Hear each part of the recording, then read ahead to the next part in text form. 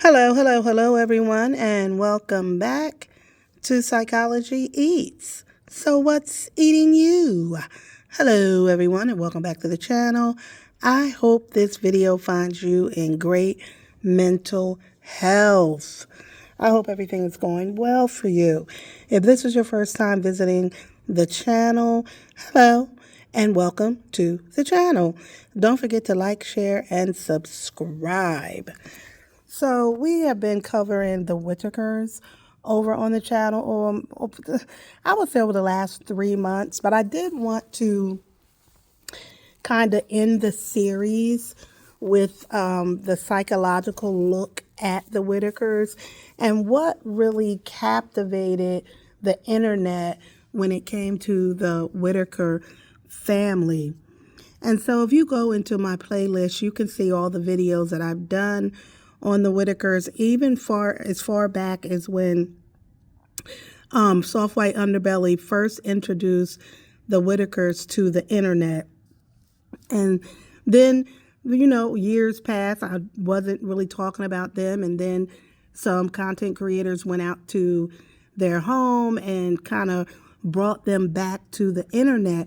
But what has been interesting is really the internet phenomenon when it came to the Whittakers and why their story touched the deep psychological truths about them. I think it had a lot to do with human curiosity, empathy, and the impact of isolation. And so that is what we're going to talk about and look at as I describe the psychological look into the Whittakers.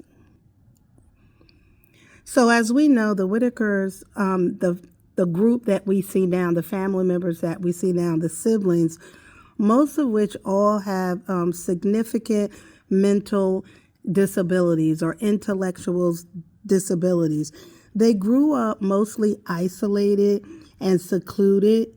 And so as far as psychology, psychologists note that early socialization and environmental stimulation are essential for cognitive and emotional development, which means if you're isolated and you're only around people who speak like you, talk like you, think like you, then that is going to be how you think, believe, and behave.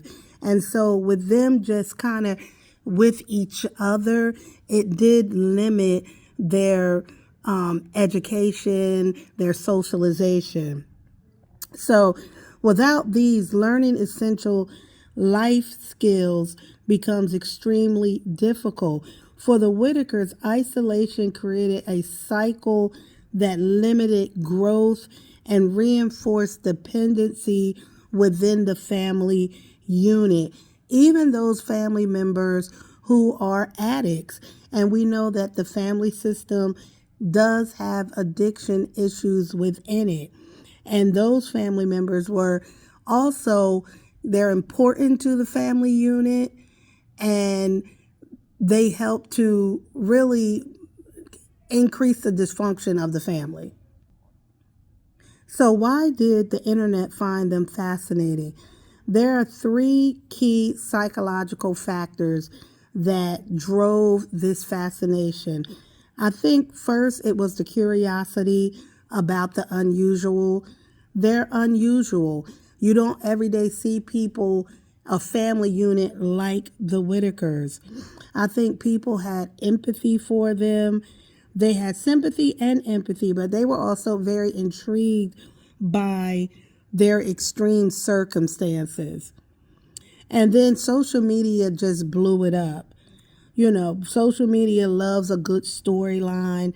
And so their the way they speak and the way they live, people from all around the world got to look inside of their family and they were fascinated by it.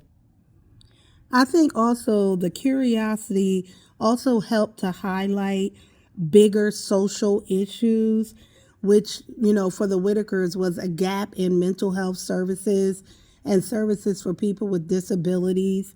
based on where they live, minimum social support.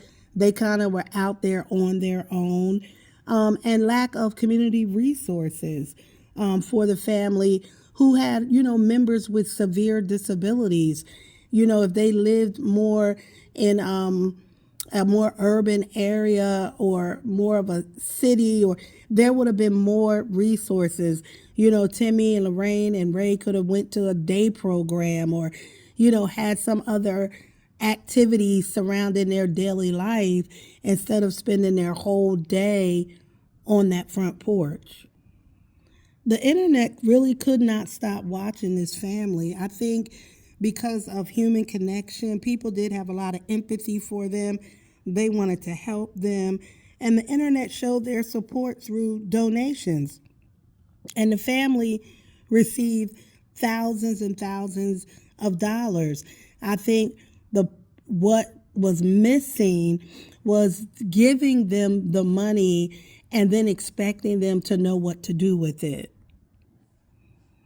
I think people's fascination with the Whittakers and families like the Whittakers will always be a situation where people want to know more, or just in general, how did they survive, or what kind of people are they? I think they are a family that loves each other, and they survived the best they could all those years, even with their disabilities, even with their lack of resources, all of those things. I think moving forward with the family being separated, and the three that are, disabled physically, mentally, that now that they have moved, the county or the state has taken control of their life, moving forward, we may never see them again.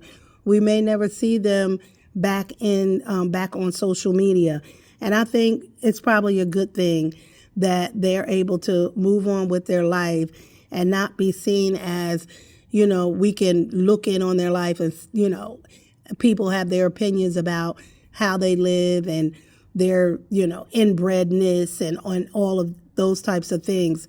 I think this is probably, we shall see the end of us being able to watch, see, and criticize and discuss the Whittakers as we've known before. We just going to keep Betty lifted up in prayer. I think Betty did the best she could as a caregiver to three intellectual disabled family members. She did the best she could with her limitations. And so it's my hope that she's able to continue to have a relationship with them, although I don't believe they should return back to the home, but they definitely should be able to have some contact with Betty and continue their love for each other. So that's all I have to say about that. We're going to end the video. We're going to end the series unless something else happens, and then I'll be back. Don't forget to like, share, and subscribe.